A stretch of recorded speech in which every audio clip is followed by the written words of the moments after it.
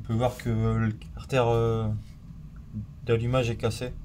C'est des carters en plastique et quand on les serre un peu fort, et ben voilà, ils sont cassés. Donc bon, de toute façon, il était plus en bon état, mais bon, il est cassé aussi.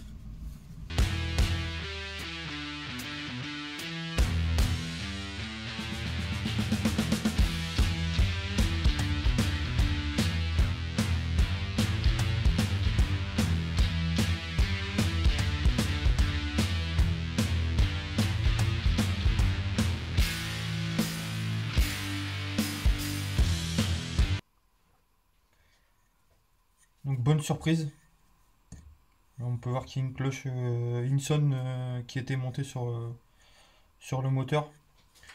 Je sais pas si vous allez bien voir à la caméra, mais bon, elle est pas neuve, mais elle est, elle est pratiquement pas marquée. Donc ça c'est plutôt un bon point.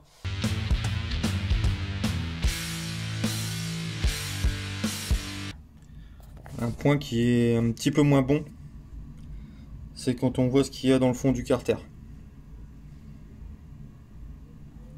Je sais pas si ça rend vraiment bien sur la vidéo.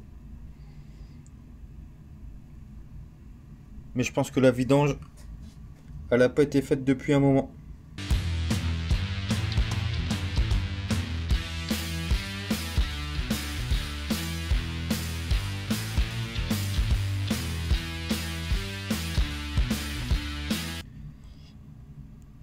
Petit détail qui est un petit peu moins agréable. Les vis du plateau d'allumage qui sont complètement foirées.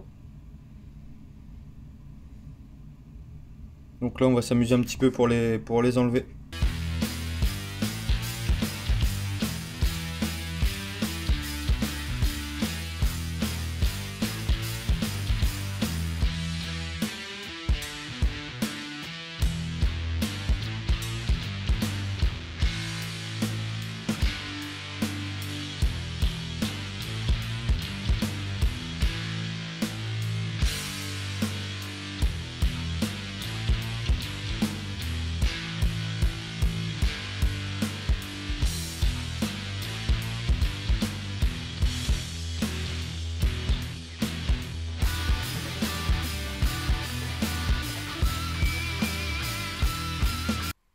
Ça y est, le démontage du moteur est terminé.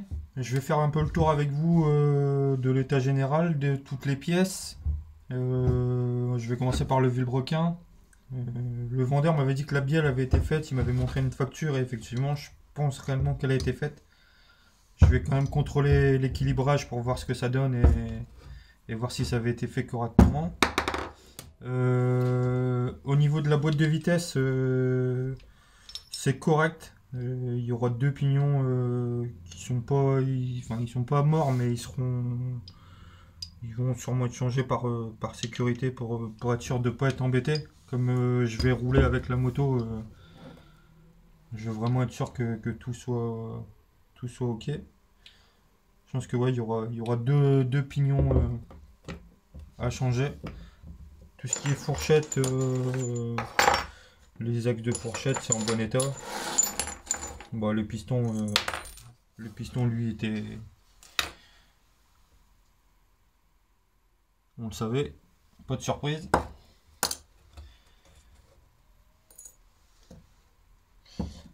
Donc les vis d'allumage au final, bon, ça a été, j'ai réussi à les enlever, ils étaient bien foirés mais ça s'est enlevé sans trop de difficultés.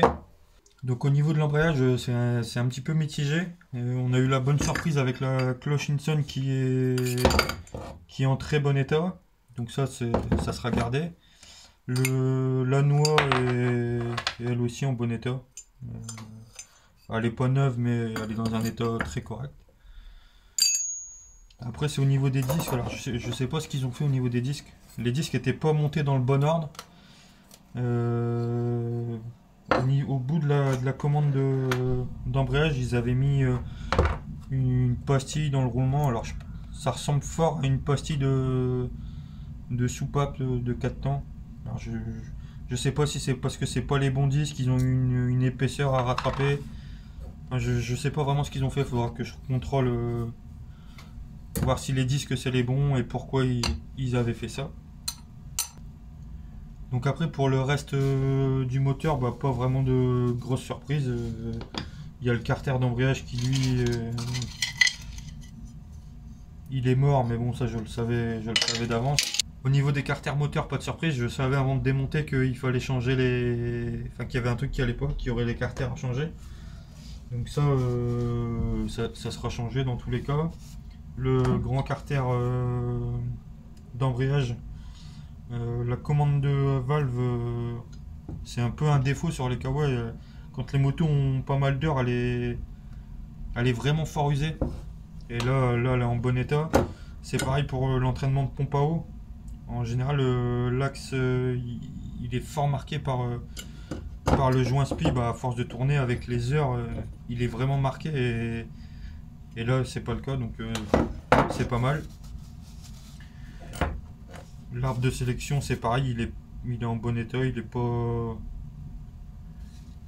pas trop abîmé. Et puis voilà, après pour le reste, pas grand chose de plus à rajouter. Donc voilà, c'est fini pour le démontage du moteur. Je vous donne rendez-vous vendredi prochain à 19 h pour la prochaine vidéo. Ciao!